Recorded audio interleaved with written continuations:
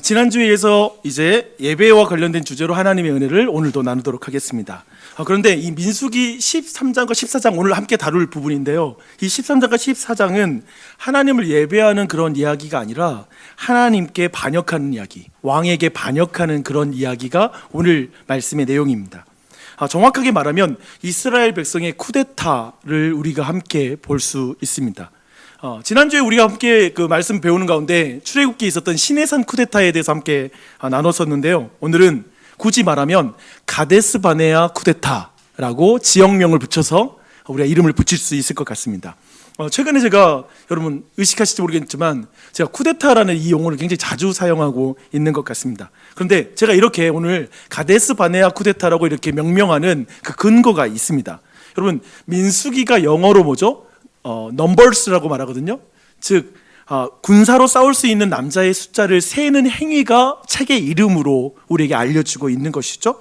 그래서 민수기는 이스라엘 백성을 하나님의 군대라는 정체성으로 보고 전체 책을 기록하고 있습니다. 그래서 그런 의미에서 13장에서 이제 이스라엘 군 지휘부는 12지파에서 대표 군사 12명을 스파이로 위장해서 가나안 땅에 보내게 됩니다. 40일 동안 은밀하게 이제 그 작전을 수행하고 나서 이제 이 12정탐꾼이 돌아와요. 그리고 나서 상반된 보고를 하게 됩니다. 여호수아와 갈렙은 바로 올라가자, 그 땅을 취하자, 야 능히 이기리라 라고 이렇게 굉장히 자신감 있게 긍정적인 리포트를 하게 되고요. 근데 이 10명은 우리에게 너무나 잘 알려진 너무나 유명한 부정적인 리포트를 하게 됩니다. 제가 그 보고를 읽어드릴게요. 우리는 올라가서 그 백성을 치지 못하리라. 그들은 우리보다 강하니라 하고 이스라엘 자손 앞에서 그 정탐한 땅을 악평하여 이르되 우리가 두루 다니며 정탐한 땅은 그 거주민을 삼키는 땅이요 거기서 본 모든 백성은 신장이 장대한 자들이며 거기서 네피림 후손인 아낙 자손의 거인들을 보았나니 우리는 스스로 보기에도 메뚜기 같으니 그들이 보기에도 그와 같았을 것이니라.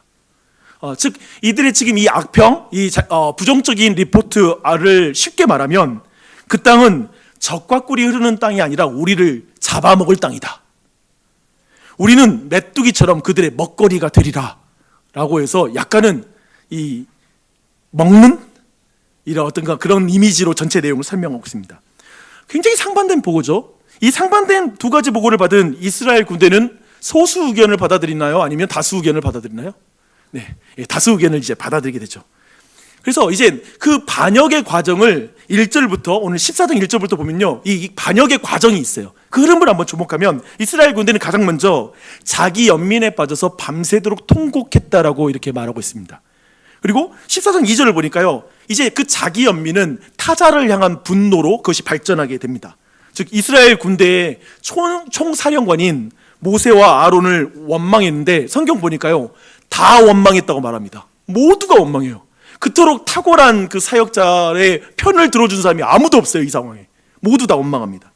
그리고 이 지도자에 대한 원망은 이제 모세의 인사권자인 여호와 하나님에 대한 비난으로 이제 이어지게 되죠. 점점 이 반역이 발전되고 있죠.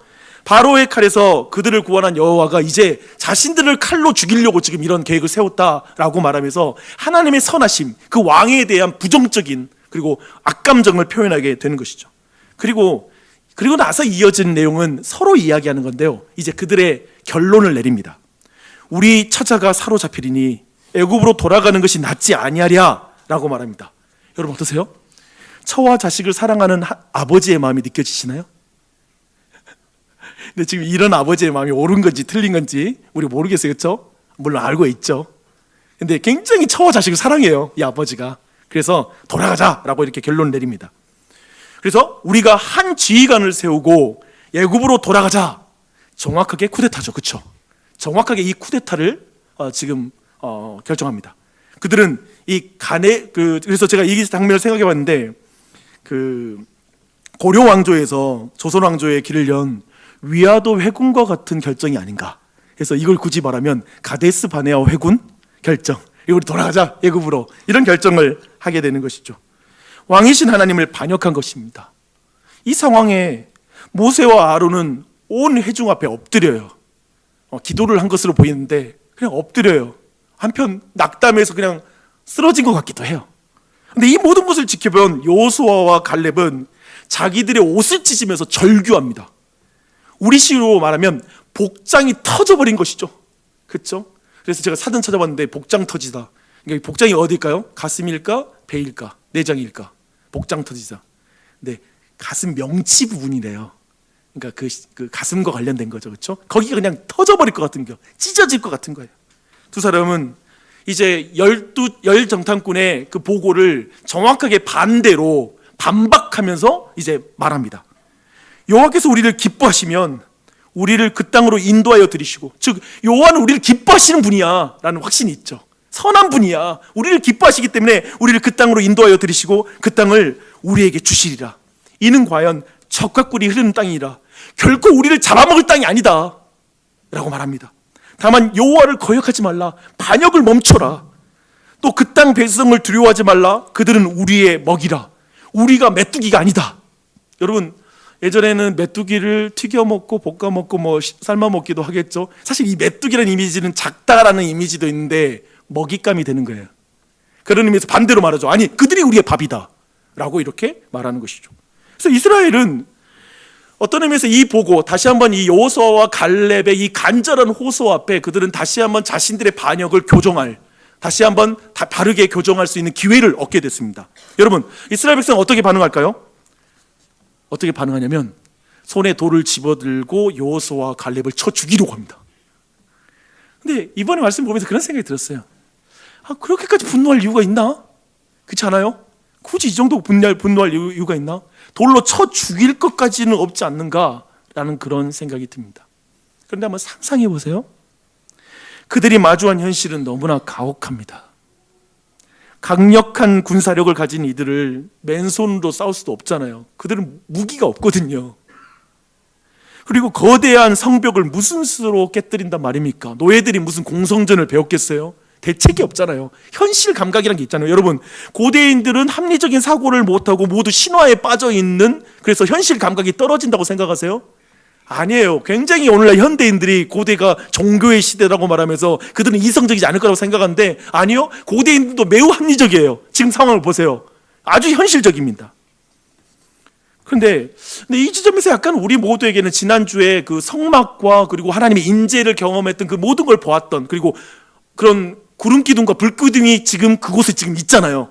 그런 모든 것을 알고 있는 우리로서는, 하나님의 임재를 상징하는 성막도 있고, 그리고 그 불 기둥과 구름 기둥이 함께하고 있고, 만나를 먹고 있는데 이렇게까지 이스라엘 백성이 반역할 수 있는가라는 질문이 생겨요. 그렇지 않습니까? 얼핏 보면 이해가 안 됩니다.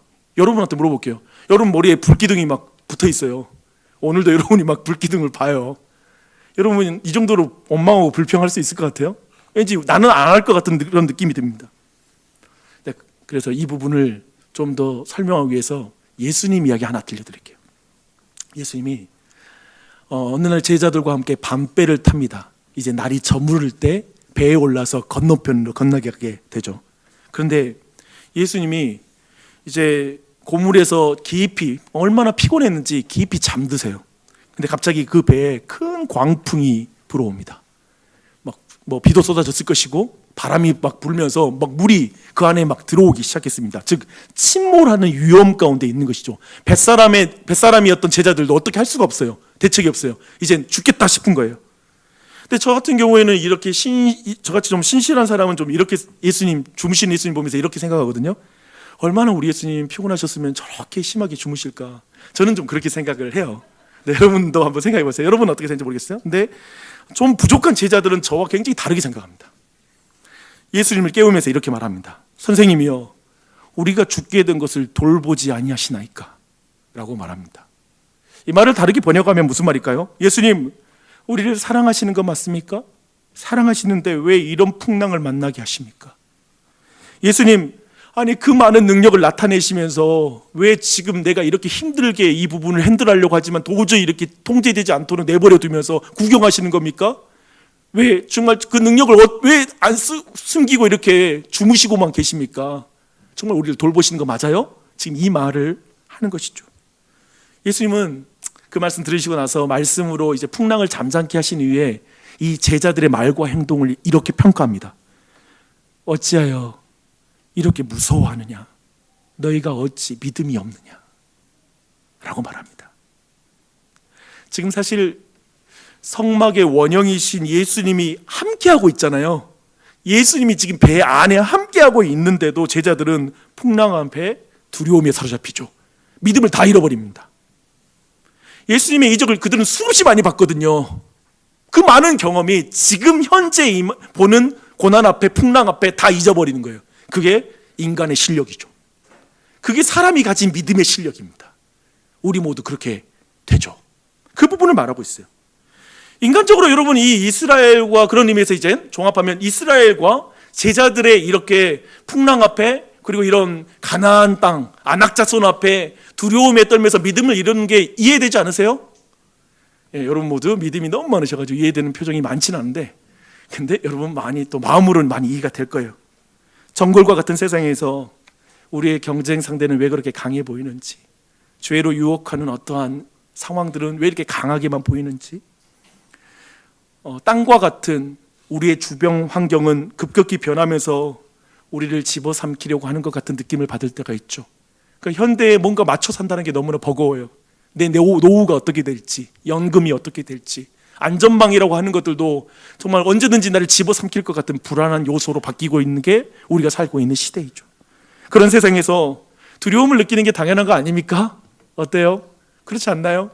믿음을 잃어버리는 게 어떤 의미에서 당연한 것처럼 보이지 않습니까? 나 혼자도 아니고 처자식의 생명까지 위험에 빠뜨리는 것 같은 이 어려움을 당하는데도 도대체 하나님은 어디에 계시는 것이죠? 그런 마음이 들죠. 그러니까 우리 안에 아빠들 지금 사랑하는 마음이 있잖아요. 나 혼자면 내가 어떻게든 하겠는데 하나님 왜 내 처자식들까지 이렇게 돼요? 라는 마음에서 오는 분노가 있는 거죠. 그런 고통이 있는 것이죠. 그때 우리가 말하죠. 여호와께서 우리와 함께 하시면, 근데 이런 말을 하는 거예요. 지금 담임 목사가 지금 여기서 설교하겠죠.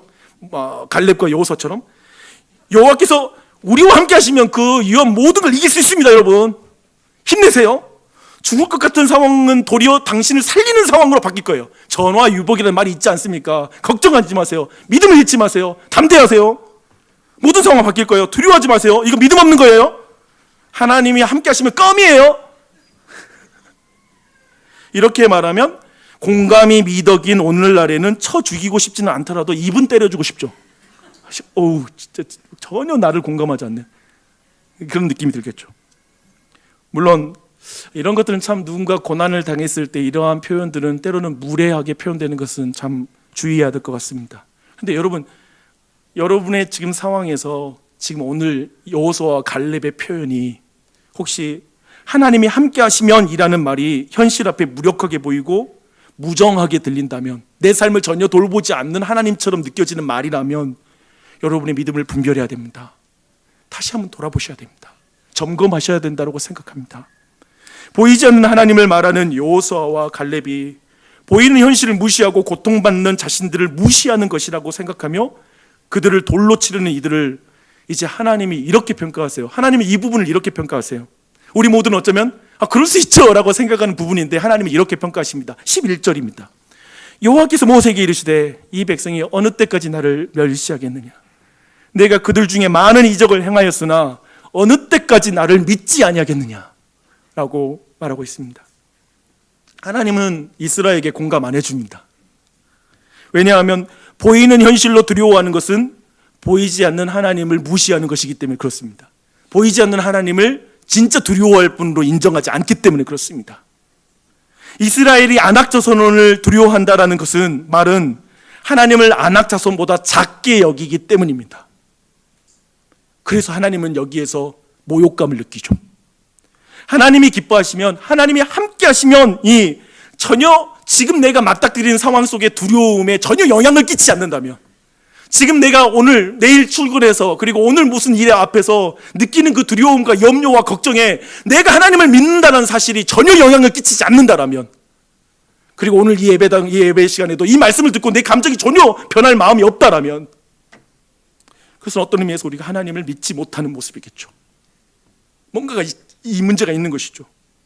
여러분, 두려움이라는 감정을 주목하셔야 됩니다. 그리고 여러분의 염려라는 감정을 주목하셔야 됩니다. 여러분 무엇을 두려워하십니까? 무엇을 염려하고 계십니까? 두려움과 염려는 불신의 쌍둥이입니다. 무엇을 먹고 마실지 걱정이고 두렵습니까? 예수님은 이렇게 말씀하십니다. 무엇을 먹을까, 무엇을 입을까, 마실까 염려하지 말라. 내일 아궁이에 던져지는 들풀도 하나님이 입히신단다. 하물며 너희일까 보냐? 믿음이 적은 자들아. 믿음이 적은 자들아.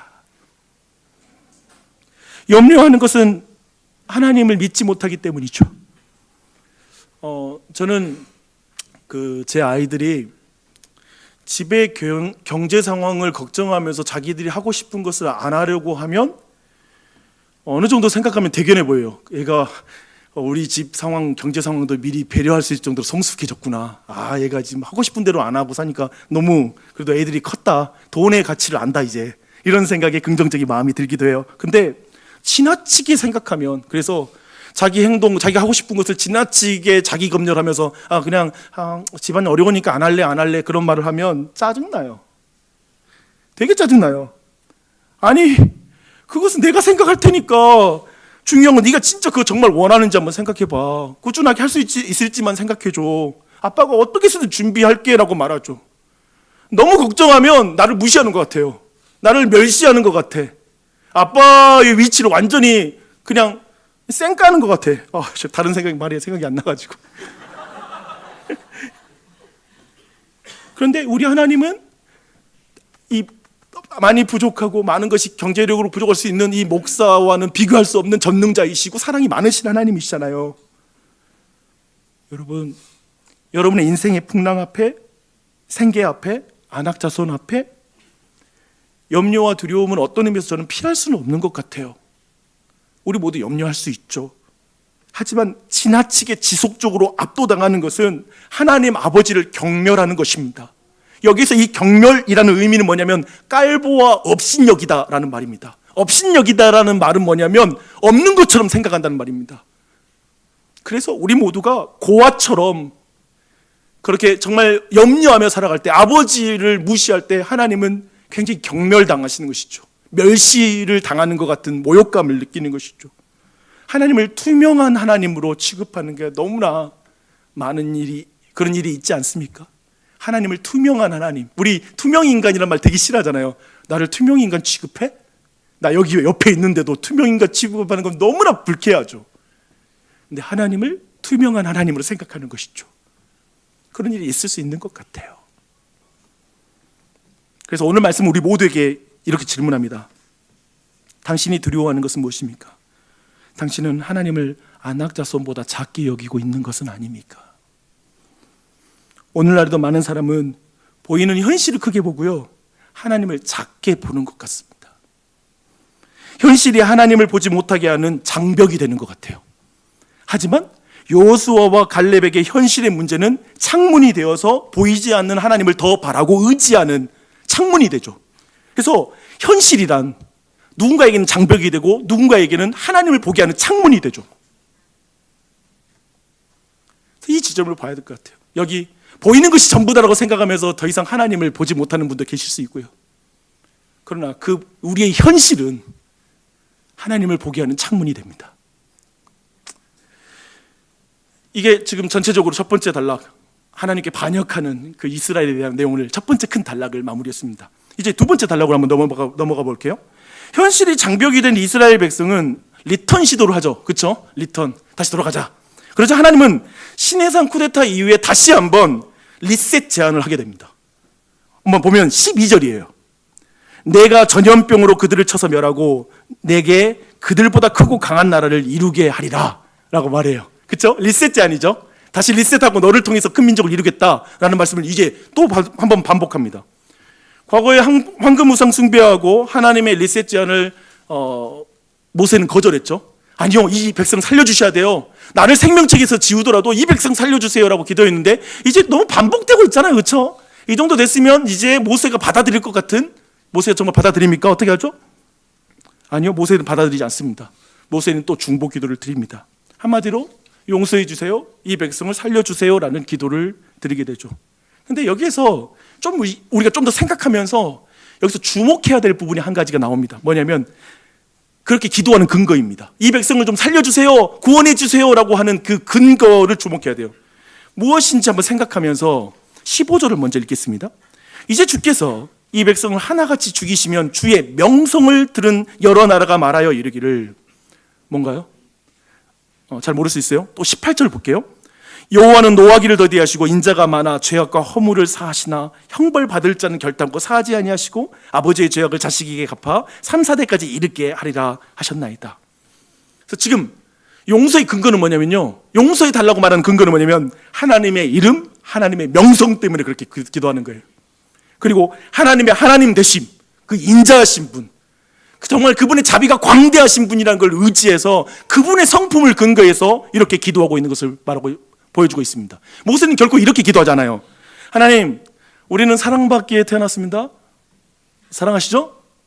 우리 사랑하니까, 그러니까 우리 구원해 주셔야죠. 신이 당연히 아무리 그 백성 사람들이, 사랑하는 아들이 멋되게 살아도 반역해도 다 구원해 줘야 되는 거 아니야? 이게 오늘날 우리가 믿는 사랑의 하나님의 신관이죠.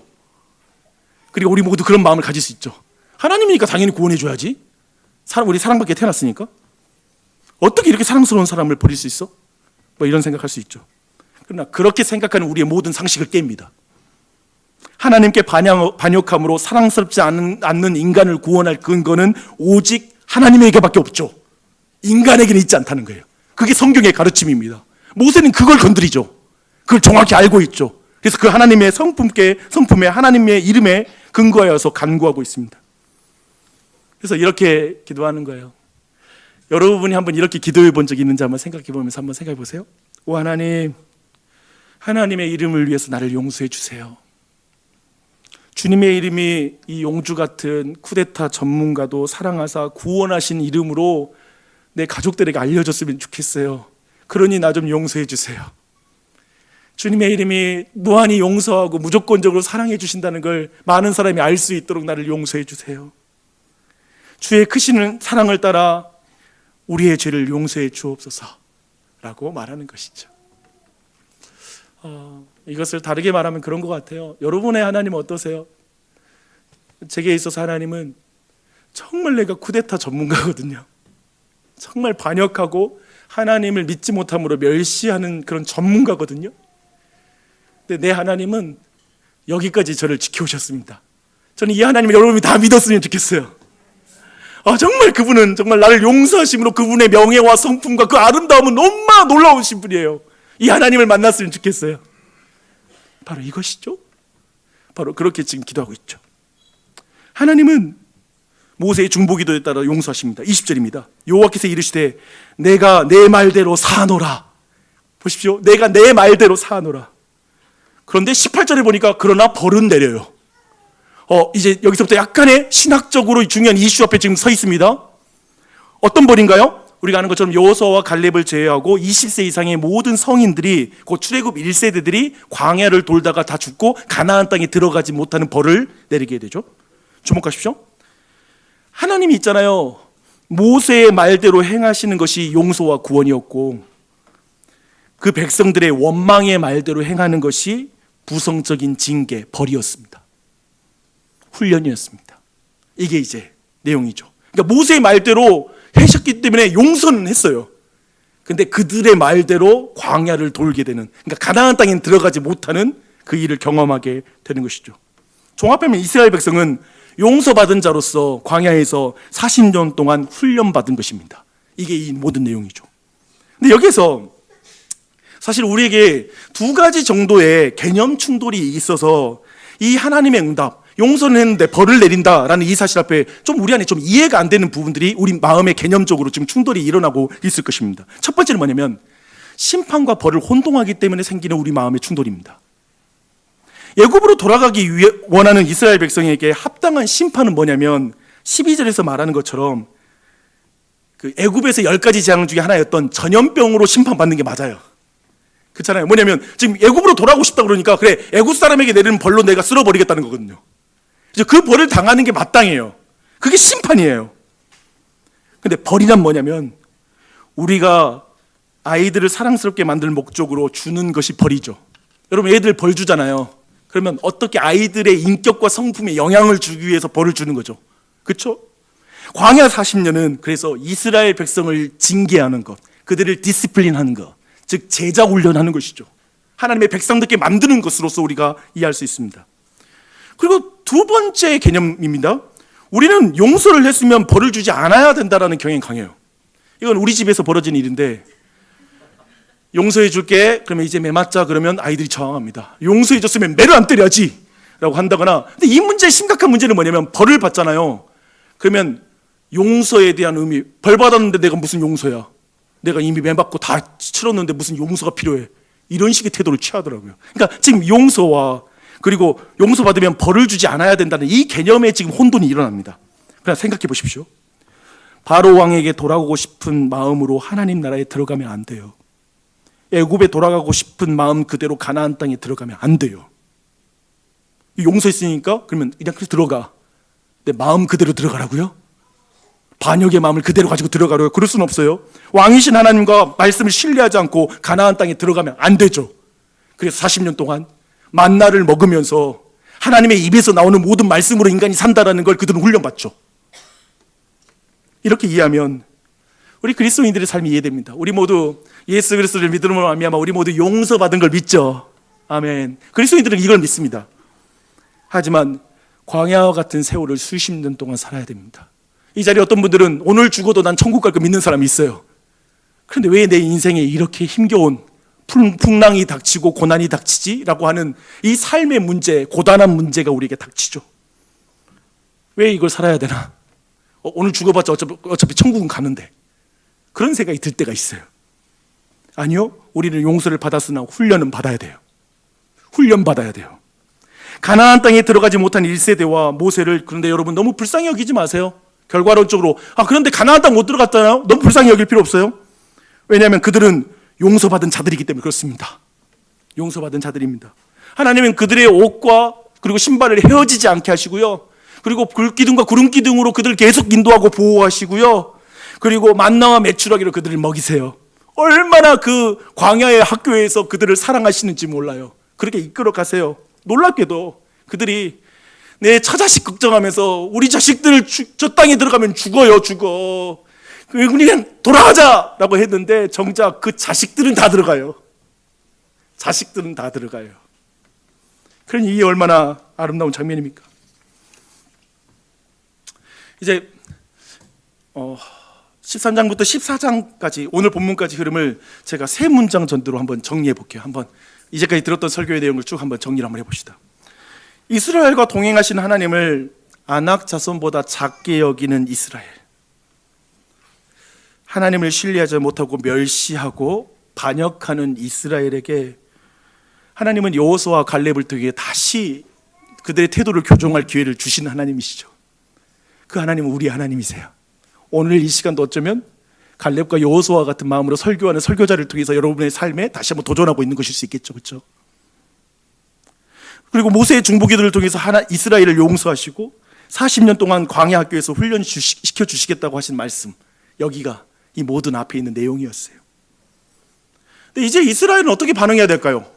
이 정도 왔으면 이제 이스라엘의 아주 성숙한 반응을 우리 모두가 기대하는 타이밍이 딱 됐어요. 그게 이 다음 반응이 39절부터 45절까지 반응이에요. 그들은 슬퍼하면서 다시 허락한 땅으로 올라가겠다고 말합니다. 모세가 말해요. 41절입니다. 너희가 어찌하여 이제 여호와의 명령을 범하느냐? 이 일이 형통하지 못하리라. 여호와께서 너희 중에 계시지 아니하니 올라가지 말아라 라고 말해요. 그런데 이스라엘은 올라가서 대피를 당합니다.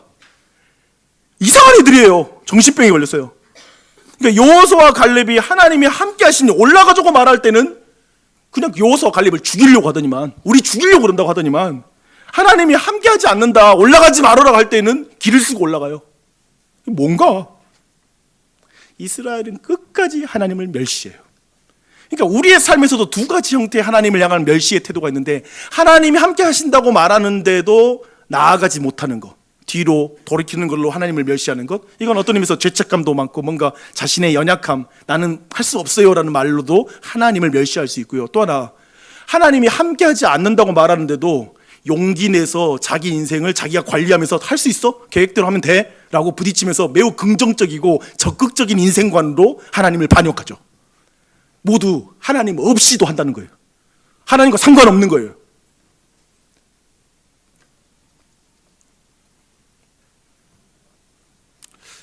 이제 마지막으로 두 왕의 이야기를 통해서 오늘 들었던 모든 말씀의 구슬을 한번 꿰어서 우리 마음의 목에 한번 걸었으면 좋겠습니다. 한번 정리해 볼게요. 이 두 이야기가 이제까지 들었던 많은 내용들을 좀 더 정리해 줄 거예요. 한 왕은 이스라엘의 초대 왕 사울입니다. 어느 날 사울은 이스라엘 군대를 이끌고 블레셋 군대와 대치하게 됩니다. 보이는 군사력이 있어서 도저히 게임이 안 돼요. 너무나 블레셋 군대가 강력해요. 근데 이스라엘 군대 안에 그래서 두려움이 전염병처럼 퍼지기 시작하면서 탈영병이 막 생기기 시작합니다. 이 상황, 지금 왕으로서 받을 스트레스를 어느 정도일지 짐작하죠, 그렇죠? 그렇죠. 사람 목숨건 문제잖아요, 이거, 그렇죠? 네, 사울은 이럴 때 선지자 사무엘이 빨리 와서 제사를 지냄으로 종교의 힘으로 이 상황을 좀 돌파할 수 있는 여지가 있지 않을까라는 생각을 하면서 사무엘이 오기를 너무나 기다려요. 왜냐하면 이스라엘의 제사는 그 제사장만이 드릴 수 있거든요. 근데 사무엘이 와야지 그 제사가 진행됐는데 왕은 드릴 수가 없어요. 근데 결국 사무엘이 기한 안에 돌아오지 못하자 그는 제사장만이 드려야 될 제사를 자신이 직접 드리게 됩니다. 그리고 제사를 지내고자마자 이제 사무엘이 도착해서 그에게 이렇게 말합니다. 왕이 망령되이 행하였도다. 왕이 왕의 하나님 여호와께서 왕에게 내리신 명령을 지키지 아니하였도다. 왕이 보이는 그 블레셋 군대 앞에서 보이지 않는 하나님에 대한 신뢰를 완전히 잃어버린 거죠. 그리고 무시한 거죠. 망령되이 행한 것이죠. 나중에 사울은 또 뒤에 아말렉과의 전투를 하게 됩니다. 하나님 말씀은 모든 살찐 것까지, 짐승들까지 다 진멸하라는 명령이었어요. 그때 그걸 지키지 않습니다. 살찌고 좋은 짐승은 다 살리죠. 그때 사무엘이 또 말합니다. 순종이 제사보다 낫고 듣는 것이 순양의 기름보다 나으니 라고 이렇게 말합니다. 사울은 늘 블레셋 군대가 하나님보다 더 커 보이는 거예요. 사울에게는 늘 그냥 전리품이 하나님보다 더 귀한 거예요. 그게 커 보여. 그러니 하나님을 멸시하는 거죠. 업신여기는 거예요.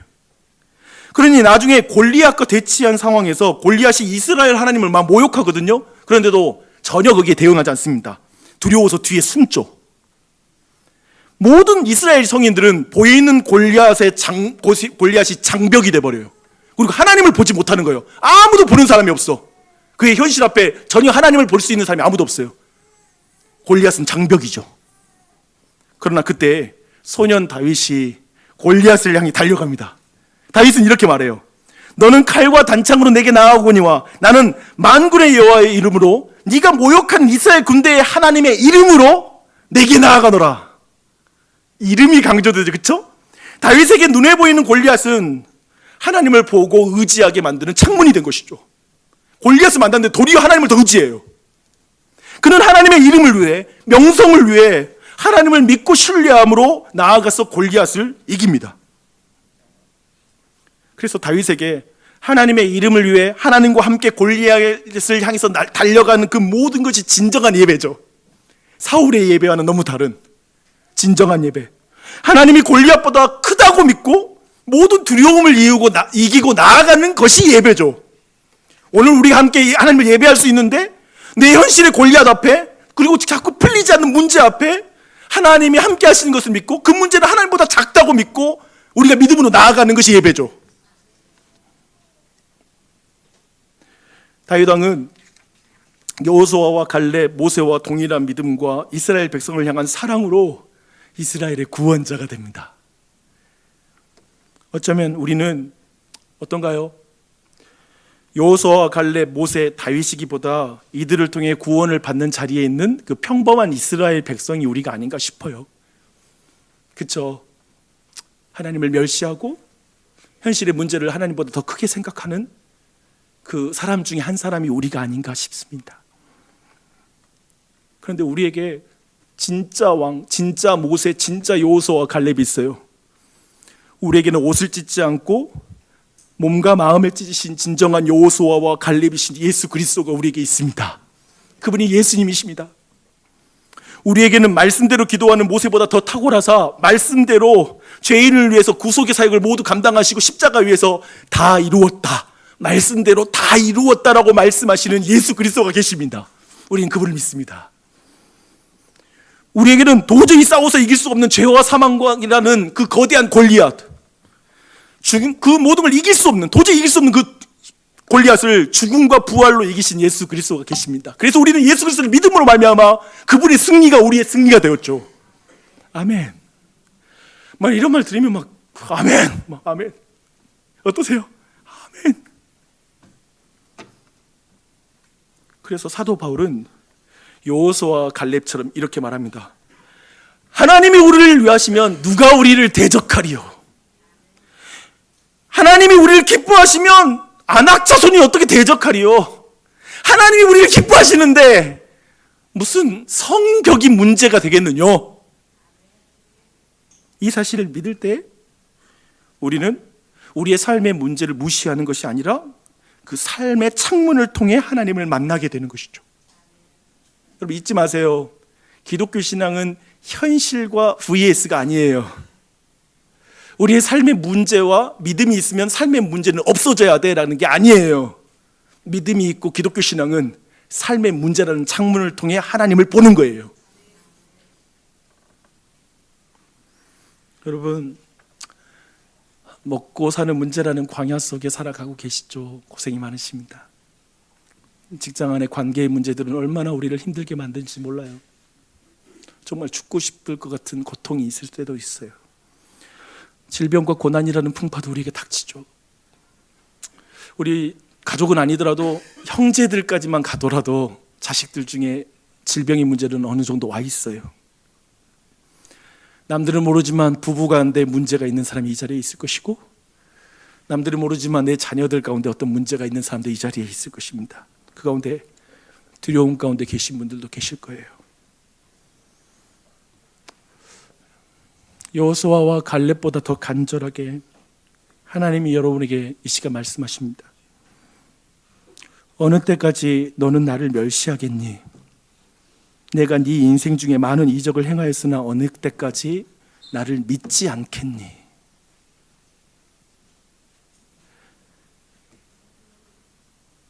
어떤 믿음인가요? 아낙 자손보다, 그 현실보다 우리 하나님이 더 크시다라는 믿음.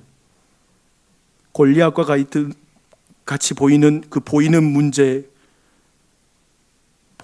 보이지 않는 하나님을 더 두려워해야 한다는 믿음. 놀랍게도 하나님이 그의 백성의 편이시라는 믿음. 창조자 하나님이 내 편이라는 믿음. 그때 우리는 사울이 아니라 다윗처럼 예배할 수 있게 됩니다. 하나님이 우리를 위하시면 누가 우리를 대적하리요? 이 말이 그냥 믿어질 때 모든 것이 다르게 보이는 거예요. 하나님이 우리를 위하시면 뭐가 이게 문제야? 이게 뭐가 그렇게 내가 걱정해야 되지? 왜 내가 이렇게 염려에 사로잡혀 있지? 요한일서는 말합니다. 사랑 안에 두려움이 없고 온전한 사랑이 두려움을 내쫓나니. 하나님이 나를 사랑한다는 사실이 내 모든 삶의 두려움을 내쫓는 거예요. 다 내쫓는 거예요. 그리스도 안에서 우리를 사랑하시는 하나님이 함께 하심을 믿음으로 특별히 두려움 가운데 있는 모든 자에게, 그리고 그 두려움을 때 해방된 여러분들이 이제 해야 될 건 뭐냐면, 여호수아와 갈렙처럼 주변에 두려워하는 사람이 너무 많잖아요. 그렇죠? 사실 두려울 수밖에 없는 세상이에요. 그들에게 하나님이 함께 하시는 것을 말해주는 자가 되는 것. 하나님이 함께 하시니까 할 수 있어. 하나님 함께 하셔. 다시 애굽으로 돌아가고 싶어하는 사람들을 위해 모세처럼 기도하는 사람이 되어서 은혜로운 결과가 맺게 되는 것. 마땅한 결과는 그래서 세상 가서 망하는 건데, 아니 은혜로운 결과를 얻게 되는 것. 그 자리에 우리가 서는 것. 그래서 이 세상이 우리를 집어삼키는 땅이 아니라, 정말 이 헬조선이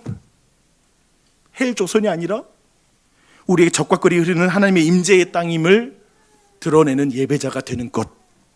그게 바로 우리를 향한 하나님의 뜻인 줄 믿습니다. 그렇게 한 주 동안 주님을 만나갔으면 좋겠습니다.